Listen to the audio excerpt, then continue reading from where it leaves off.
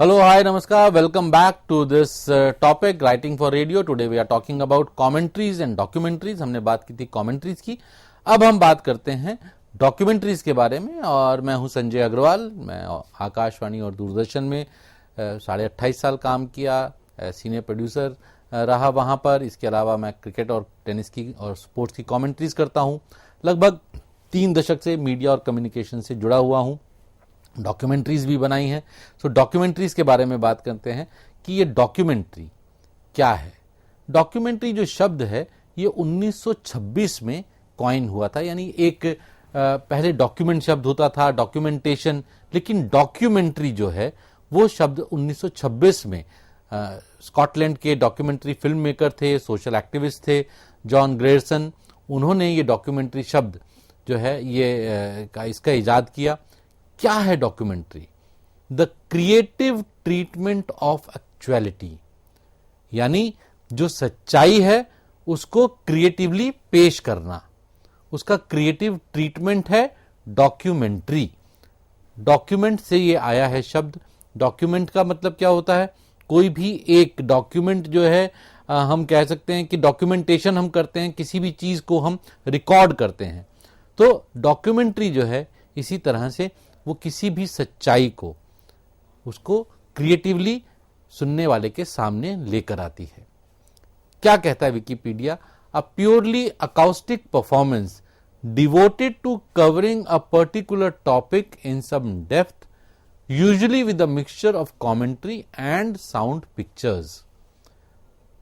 ये एक acoustic performance है, यानी ऑडियो प्रोग्राम है जो कि किसी भी विषय को इन डेप्थ तरीके से कमेंट्री और साउंड इफेक्ट्स. साउंड पिक्चर्स का मतलब क्या हुआ? 3 तरह की साउंड होती हैं, स्पोकन वर्ड, म्यूजिक और साउंड इफेक्ट्स. इन तीनों के जोड़कर जो किसी भी विषय के बारे में एक इन डेप्थ पिक्चर पेश करे उसको बोलते हैं डॉक्यूमेंट्री. अब डॉक्यूमेंट्री हमारे देश में ज्यादातर आप सुनते हैं आकाशवाणी पर. आकाशवाणी में हर महीने जो है राष्ट्रीय स्तर पर एक डॉक्यूमेंट्री या एक फीचर जाता है जो अलग अलग विषयों के बारे में बात करता है. और आकाशवाणी के इन्हीं फीचर्स में से एक जो है इसको थोड़ी देर के लिए हम सुनते हैं और जानने की कोशिश करते हैं कि किस तरह का फीचर होता है और उसमें क्या क्या चीजें होती हैं, कैसी ओपनिंग होती है, और फिर हम इसके बारे में आराम से डिटेल में बात करते हैं. पहले ये एक हिस्सा सुनते हैं डॉक्यूमेंट्री का, तूतिए हिंद. यह आकाशवाणी दिल्ली है. कृपया हमारे अगले कार्यक्रम की प्रतीक्षा कीजिए. ये आकाशवाणी है. प्रस्तुत है रूपक तूतिए हिंद. आलेख रेणु श्रीवास्तव जौहरी. प्रस्तुतकर्ता doctor Sanjay Singh Verma.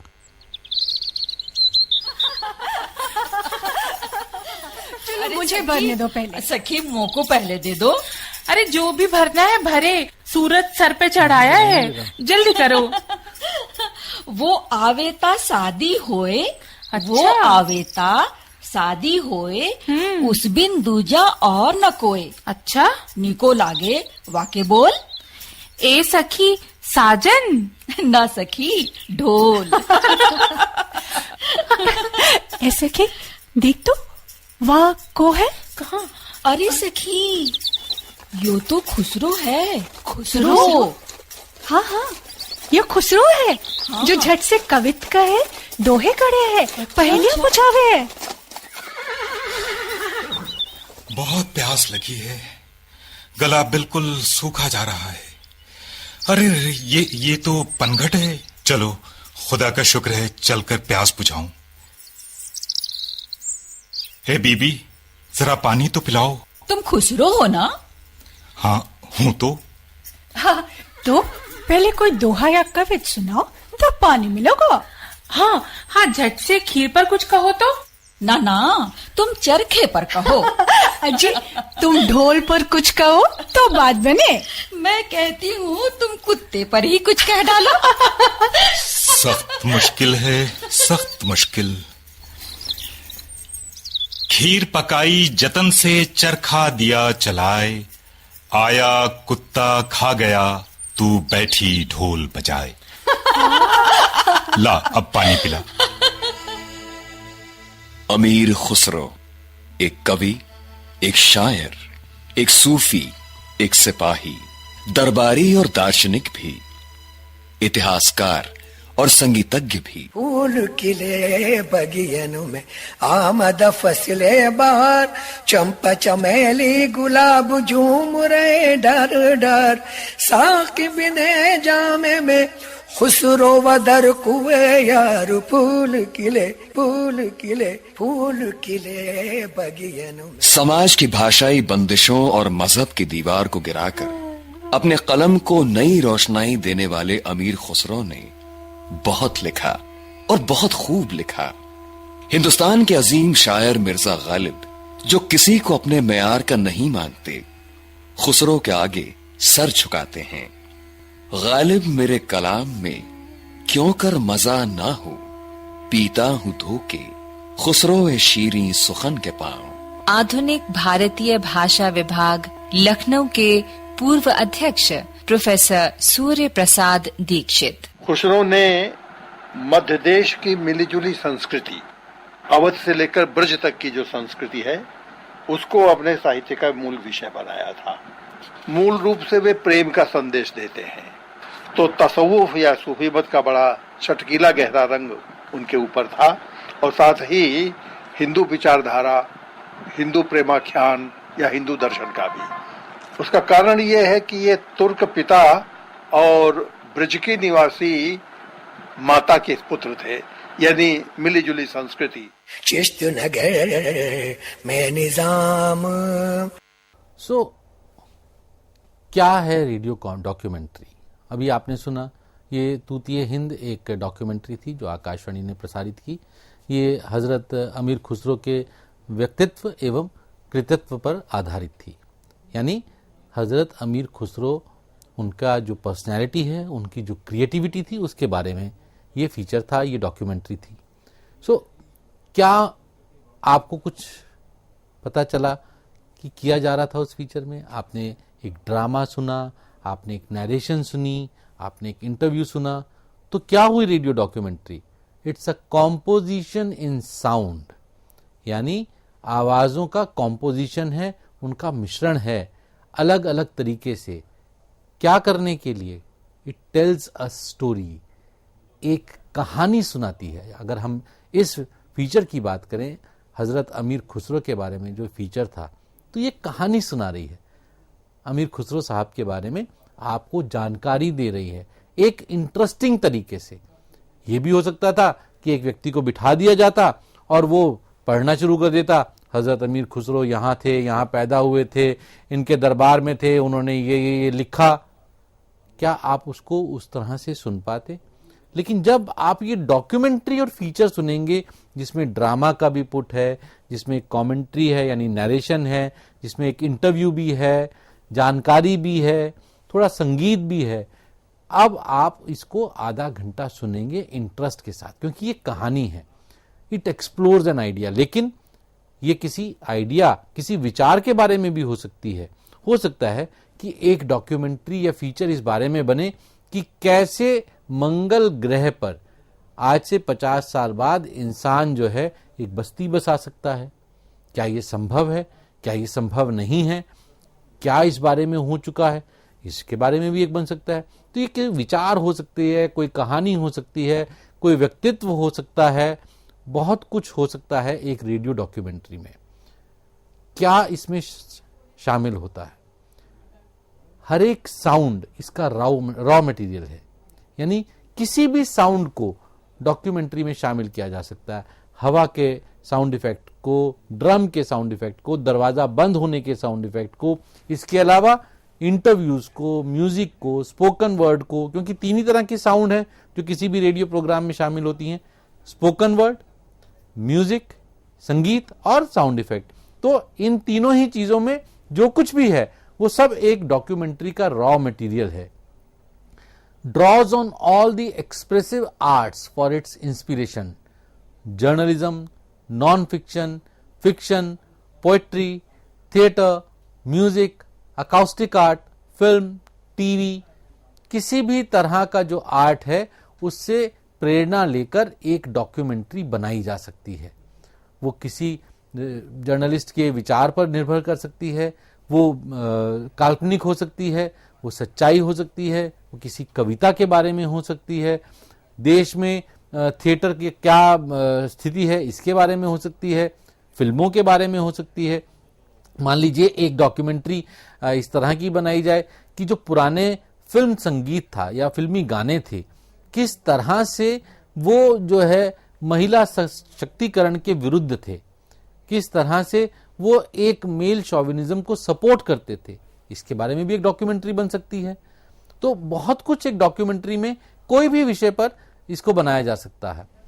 A good radio documentary is coherent on several levels: story logic, dramatic structure, emotional flow, acoustical flow, imagery, rhythm, pacing and texture. एक डॉक्यूमेंट्री को अच्छा और सक्सेसफुल बनने के लिए उसको इन सब चीजों के बारे में ध्यान रखना होगा कि जो आप कह रहे हैं वो तर्कसंगत हो, उसमें एक ड्रामेटिक स्ट्रक्चर हो, एक फ्लो हो, सुनने वाले को किसी तरह का कोई जर्क ना लगे, झटका ना आए कि आप एक बात कर रहे हैं और यहां से आप सीधा चांद की बात करते करते मंगल पर पहुंच गए। अगर करनी भी है तो वो जर्नी स्मूथ होनी चाहिए कि सुनने वाला समझ सके कि चांद की बात करते करते हम मंगल की बात क्यों कर रहे हैं, क्या हुआ, ऐसा कहां से इसका संबंध है, और जो आप कह रहे हैं वो इतना तेज ना हो कि समझ ही ना आए और इतना धीमे भी ना हो कि सुनने वाला सो ही जाए। तो पेसिंग भी बहुत जरूरी है, रिदम बहुत जरूरी है। The documentary idea after all demands no more than that the affairs of our time shall be brought in any fashion which strikes the imagination and make observation a little richer than it was। तो क्या मतलब हुआ इसका कि जो एक documentary है वो हमारी नॉलेज को ऐड करे, वो जो कुछ भी कहे उसके बारे में, उस विषय के बारे में जो हम पहले से जानते थे उसमें कुछ ना कुछ ऐड करे और इमेजिनेशन के साथ, ऑब्जर्वेशन के साथ वो हमारी जानकारी को रिच बनाए। ठीक है, क्या करती है डॉक्यूमेंट्री? इट में attempt to persuade people, it में कम्युनिकेट अ मैसेज और जस्ट प्रूव इनसाइट। लोगों को कन्विंस करने की कोशिश कर सकती है या सिर्फ एक संदेश देने के लिए हो। मान लीजिए कि भारतीय एकता के बारे में, जो हमारी विविधता में एकता है उसके बारे में हो तो एक मैसेज दे रही है ना। या फिर जैसे जस्ट टू प्रोवाइड इनसाइट की बात की हमने कि मंगल ग्रह पर क्या जीवन है, इसके बारे में इंसाइट दे सकती है। या परसुएड करने के बारे में कि लोगों को कन्विंस करे, लोगों को बताए कि उन्हें क्या करना चाहिए। मान लीजिए पर्यावरण के बारे में एक आम इंसान क्या कर सकता है, हो सकता है डॉक्यूमेंट्री इस बारे में हो कि आपके छोटे छोटे कदम कैसे पर्यावरण सुरक्षा में मदद कर सकते हैं। तो लोगों को परसुएड करने के लिए भी है। ये किसी भी एक प्रॉब्लम का सॉल्यूशन दे सकती है या फिर उस प्रॉब्लम के बारे में लोगों को बता सकती है कि हाँ ये एक समस्या है। जरूरी नहीं है कि वो सॉल्यूशन दे, लेकिन लोगों के लिए ये भी जरूरी है कि वो जाने कि ये एक समस्या है जो इस देश में, इस संसार में है। सो बहुत कार्य कर सकती है कमेंट्री। अब डॉक्यूमेंट्री जो है उसके बारे में आप रिसर्च कैसे करेंगे? Library research, consultation with subject experts and location research. ये तीन तरह का शोध या आप जहां से जानकारी लेंगे ये तीन जगहों से लेंगे। लाइब्रेरी रिसर्च क्या हुई कि लाइब्रेरी रिसर्च से हम मतलब समझते हैं कि आप एक लाइब्रेरी में गए और आपने किताबें पढ़ी और जो है बस हो गया। This does not just mean looking up whatever there is in the library but also what is called fugitive literature. These are mostly unpublished source of information available with non-government organizations and voluntary agencies working in that area। तो आप ऐसा नहीं है कि आप एक विषय के बारे में रिसर्च कर रहे हैं डॉक्यूमेंट्री बनाने के लिए, तो आप 2 लाइब्रेरीज में गए, वहां जो किताबें मिली या आपको जो जर्नल्स मिले आपने वो कर लिया। नहीं, आपको उसके बियॉन्ड जाना है। आप एनजीओ के पास जाइए, उस संबंध में जो भी लोग हैं उससे संबंधित उनके पास जाइए। हो सकता है उनके पास अनपब्लिश्ड डॉक्यूमेंट्स हों जो कि आपको और इंसाइट दे उस विषय के बारे में। तो आपने एक लाइब्रेरी में बैठकर सिर्फ रिसर्च नहीं करनी है, you have to go out there and then try to find out more information about it, not just available on internet or in libraries. You have to also try and find documents and records and information which is not yet published, which was not published because nobody allowed it to be published or nobody thought that it can be published. So आपको वो भी जानकारी हासिल करनी है. उसके बाद जो सब्जेक्ट एक्सपर्ट्स हैं उनसे बात करनी है. जैसे हमने ये फीचर सुना तूतिए हिंद, उसमें हमने एक इंटरव्यू सुना, तो वो सब्जेक्ट एक्सपर्ट हैं, वो हजरत अमीर खुसरो के बारे में उन्होंने बहुत रिसर्च की है, तो वो हमारे रिसोर्स पर्सन हो गए, हमारे सब्जेक्ट एक्सपर्ट हो गए. कोई भी व्यक्ति जो हमारे उस विषय के बारे में कुछ भी जानता है और ऐड कर सकता है जानकारी में, वो हमारा एक्सपर्ट है, हमारे लिए रिसोर्स पर्सन है और हमें उसकी मदद लेनी है. क्योंकि documentary is all about providing information, adding to information.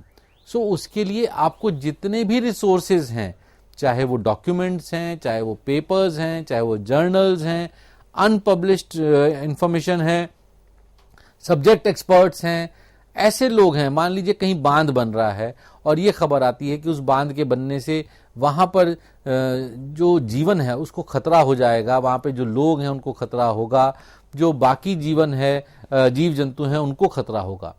अब आप जाते हैं, एक तो सब्जेक्ट एक्सपर्ट हो गए जो डिफाइंड सब्जेक्ट एक्सपर्ट हैं, लेकिन आप वहां गए और आपने वहां लोगों से बात की, वो भी आपके रिसोर्स पर्सन हैं.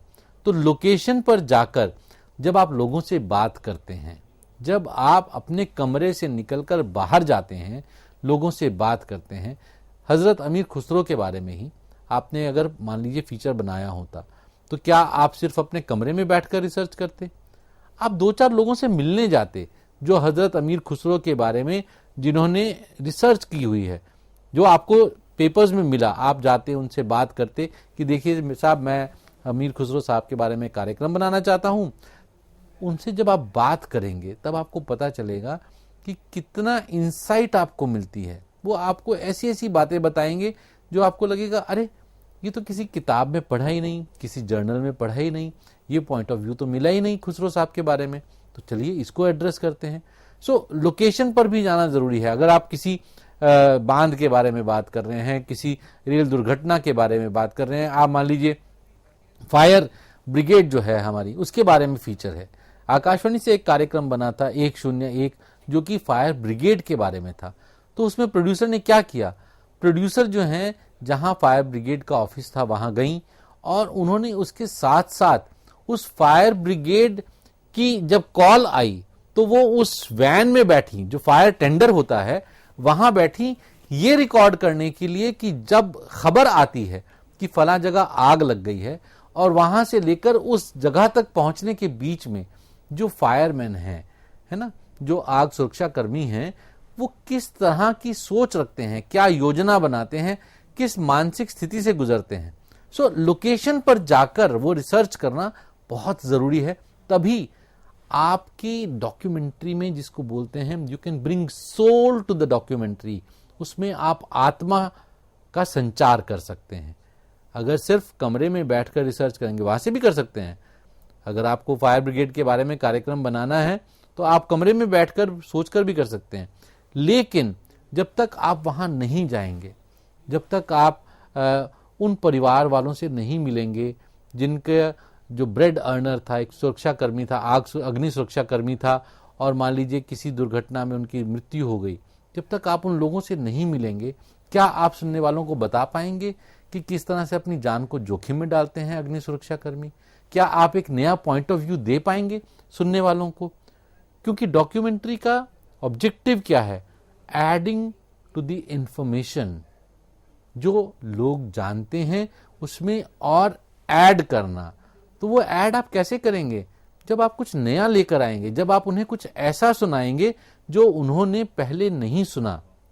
उसके लिए जरूरी है कि आपकी रिसर्च बहुत स्ट्रांग हो. जब आपकी रिसर्च बहुत स्ट्रांग होगी तब आप सोच पाएंगे कि अब इसमें मुझे क्या करना है. उसके बाद डॉक्यूमेंट्री की जो नरेशन होती है, एक होती है प्री रिकॉर्डिंग, एक होती है पोस्ट रिकॉर्डिंग. प्री रिकॉर्डिंग का मतलब हुआ कि आपने सोचा कि मैं अमीर खुसरो साहब के बारे में एक डॉक्यूमेंट्री बनाऊंगा। अब आपको जो जानकारी थी आपने उसके आधार पर एक बिंदुवार नरेशन लिखी, एक पॉइंट वाइज नरेशन लिखी। फिर उसके बाद आपने रिसर्च की है, रिसर्च करने के बाद जो है फिर उसको ऐड ठीक किया। फिर आप रिकॉर्डिंग करने गए। जब आप रिकॉर्डिंग्स करने गए, जो इंटरव्यूज आपने रिकॉर्ड किए उसमें से बहुत कुछ ऐसा मिलेगा जो आपको लगेगा कि अरे जो मैंने नरेशन लिखी थी ये तो सही नहीं है, ये तो नरेशन जो है इसमें थोड़ा और आर्टिस्टिक इनपुट आना चाहिए, थोड़ा और कुछ स्पष्ट होना चाहिए, या जो मैं नरेशन में बोल रहा हूं वही इंटरव्यू में आ रहा है, तो ये तो डुप्लीकेसी हो रही है। तो आप उस डुप्लीकेसी को हटाने के लिए अपनी नरेशन चेंज करेंगे पोस्ट रिकॉर्डिंग, है ना। और लिखेंगे कैसे आप? जो राइटिंग फॉर रेडियो के बेसिक कॉन्सेप्ट्स हैं, क्या कि भाषा सिंपल हो, बहुत सिंपल, मतलब इतनी क्लिष्ट भाषा ना हो कि सुनने वाले को समझ में ही ना आए। आप धीरे धीरे उसको बोलेंगे, आप बहुत तेज नहीं बोलेंगे, आपकी स्क्रिप्ट जो है उसमें ऐसे शब्दों का इस्तेमाल नहीं होगा जो कि पहले ना सुने हों। तो writing for radio, writing for script writing में जो हमने बात की थी वो सारे नियम यहाँ पर जो आप डॉक्यूमेंट्री के लिए नरेशन लिखते हैं उसमें भी जो है लागू होते हैं। और जो नरेशन है उसको आप एक बहुत ही लिटरेचर की तरह से नहीं पढ़ेंगे। नरेशन जो है वो किसी भी डॉक्यूमेंट्री की रीढ़ की हड्डी है, सूत्रधार है, जो अलग अलग इनपुट्स को जोड़ रही है। अगर उसको बहुत ही तटस्थ तरीके से बोला जाएगा तो फिर लिस्नर को मजा नहीं आएगा। लिस्नर उस कार्यक्रम के साथ जुड़ा रहे अंत तक, इसके लिए जरूरी है कि नरेशन को सिर्फ पढ़ा ना जाए, बोला जाए। बोला जाने का मतलब उसको समझकर और उसमें इमोशन लाया जाए, और जो कुछ आने वाला है उसके बारे में लिस्नर को इस तरह से बताया जाए कि उसका सुनने का मन करे कि अच्छा ये आने वाला है, ठीक है ना। सो नरेशन जो है वो बहुत ही आत्मा की तरह से उसमें लाई जाए। उसके बाद आप डॉक्यूमेंट्री को ऑर्गेनाइज क्या करें, कैसे करेंगे? देखिए, डॉक्यूमेंट्री जो है उसमें कोई हार्ड एंड फास्ट रूल्स नहीं होते हैं कि आप किस तरह से करेंगे। आप अपनी डॉक्यूमेंट्री को जिस तरह से भी स्ट्रक्चर करना चाहें कर सकते हैं। जैसे रेडियो कमेंट्री में हमने कहा कि आपकी एक ओपनिंग स्टेटमेंट होनी चाहिए जो स्ट्रांग हो, लेकिन आप किस तरह से हमने जो अभी सुनी उसमें एक म्यूजिक आया और म्यूजिक के बाद थोड़ा सा ड्रामा आया। आप मान लीजिए ओलंपिक के बारे में एक डॉक्यूमेंट्री बना रहे हैं तो आप उसको सीधा किसी हॉकी मैच की कमेंट्री से शुरू कर सकते हैं, या अभिनव बिंद्रा ने जो गोल्ड मेडल जीता था है उसके रिकॉर्डिंग के बाद से शुरू कर सकते हैं। जरूरी क्या है कि सुनने वाले को आप जोड़ सकें। कोई बहुत ज्यादा नियम डॉक्यूमेंट्री के लिए नहीं होते हैं। सिंपल हो, लॉजिकल कनेक्शन हो, यानी एक चीज दूसरे से जुड़ती हो। आपने अगर उसमें थोड़ा सा ड्रामा डाला है, उसके बाद अगर आप म्यूजिक पर आ रहे हैं, ड्रामा के बाद अगर आप सीधा कोई गाना ले लेंगे और वो गाना उस ड्रामे से जुड़ता नहीं है तो सुनने वाले को अच्छा नहीं लगेगा, थोड़ा सा झटका लगेगा। लेकिन अगर उस ड्रामा के बाद थोड़ा सा एक म्यूजिकल ब्रेक आता है 2-4 सेकंड का, एक नरेशन आती है छोटी सी, फिर उसके बाद कोई गा रहा है, तब आप भी उसके साथ फ्लो करेंगे। तो ये बहुत जरूरी है कि सुनने वाला जो है उसको एक कनेक्शन मिले, एक क्लैरिटी मिले, क्लियर हो, इफेक्टिव हो। डॉक्यूमेंट्री में आप जो कहना चाह रहे हैं वो बहुत ही स्पष्ट हो और इफेक्टिव हो। कभी कभी आप पर्सनैलिटी बेस्ड डॉक्यूमेंट्री बनाते हैं तो उसमें आपने उस पर्सनैलिटी को कैसे पेश किया है, ठीक है ना, वो बिल्कुल साफ हो। अगर आप चाहते हैं कि लोग अमीर खुसरो के बारे में और पढ़ें, है ना, उनके जो कलाम हैं और पढ़ें, है, तो उसके लिए आपको जरूरी है कि आप उनके व्यक्तित्व को, उनके कृतित्व को उभारें अपनी डॉक्यूमेंट्री में। ऐसा नहीं कि सिर्फ नरेशन ही नरेशन चले जा रही है, ठीक है। और indicate relationship between facts and ideas of the programme. आपके जो फैक्ट्स आप अपनी डॉक्यूमेंट्री में कर रहे हैं, ला रहे हैं, और जो उसमें आइडियाज ला रहे हैं, जो विचार ला रहे हैं, उनके बारे में, उनमें बीच में एक संबंध होना चाहिए। सीधी सी बात यह है कि डॉक्यूमेंट्री में आपके जितने भी इनपुट्स हैं उन सबका आपस में एक संबंध होना चाहिए। वो एक माला में जैसे मोती पिरोए जाते हैं, मोती सब अलग अलग हैं लेकिन एक साथ हैं। एक मोती की उतनी सुंदरता नहीं आती है, लेकिन जब अलग अलग मोती एक ही सूत्र में पिरो लिए जाते हैं तो वो एक सुंदर हार बनता है। इसी तरह से डॉक्यूमेंट्री जो है उसमें हर ऑडियो इनपुट एक मोती की तरह से है। जब उसको नरेशन के सूत्र से बांध दिया जाता है तो इस तरह से बांधा जाए जैसे हार में भी ये ध्यान रखा जाता है कि मोती एक जैसे हों, एक मोटा, एक छोटा, एक सफेद, एक पिंक। अगर इस तरह के अलग अलग तरह के मोती हैं तो हार में सुंदरता नहीं आती है। इसी तरह से डॉक्यूमेंट्री में अगर आपके ऑडियो इनपुट्स उनको बहुत ही सुंदरता के साथ, स्पष्टता के साथ जोड़ा गया है, तब वो एक अच्छी डॉक्यूमेंट्री बनती है। यही सबसे बड़ा नियम है एक डॉक्यूमेंट्री का। तो आज हमने किस बारे में जाना कि एक रेडियो डॉक्यूमेंट्री, उसका क्या काम है, कैसे बनाई जाती है और कैसे उसको क्लियर और इफेक्टिव रखा जाता है। I hope that you would learn a lot from this lesson. And आपको कभी भी डॉक्यूमेंट्री बनानी है या आपको मेकिंग अ रेडियो डॉक्यूमेंट्री के बारे में कहीं लिखना है या लेक्चर देना है या एग्जाम देना है, आपको उसमें मदद मिलेगी। बहुत बहुत शुक्रिया।